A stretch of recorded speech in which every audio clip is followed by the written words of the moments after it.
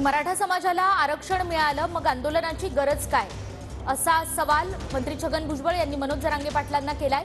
तर आम्हाला आंदोलनाचं कारण विचारणारे भुजबळ कोण, असं जरांगेंनी म्हटलंय।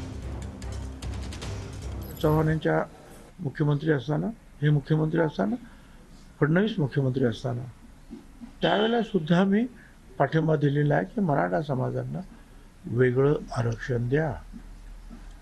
आणि आता सुद्धा जो कायदा पास झाला 2 दिवसापूर्वी, त्यामध्ये सुद्धा तेच आहे की मराठा समाजाला स्वतंत्र आरक्षण देण्यात आलेलं आहे। मला असं वाटतं की हे झाल्यानंतर सुद्धा आंदोलन करायचं काही कारण आहे असं मला काही वाटत नाही।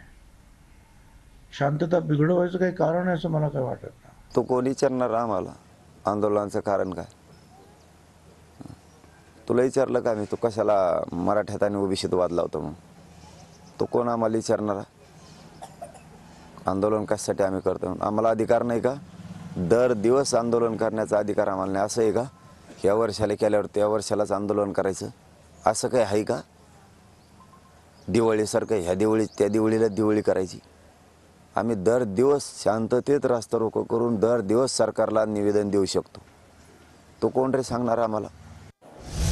तर मारुतीचं शेपूट तुमच्याकडे येणार असं म्हणत जरांगेंनी भुजबळांना उत्तर दिलेलं आहे।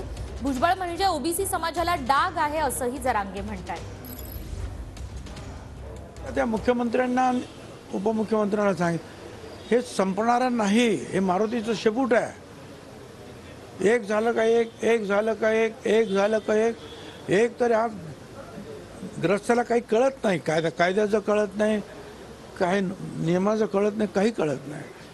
आणि आता बस सगळे रस्ते बंद करा, गाव बंद करा। आता निवडणुका सुरू होतील या खासदारांच्या लोकसभेच्या, साहजिकच मिटिंग घेणार, लोक फिरणार, त्यांना बंदी करणार। आणि दुसरं म्हणजे जे वयस्कर लोक आहेत त्यांना उपोषणाला बसवायचं, काय मूर्खपण आहे?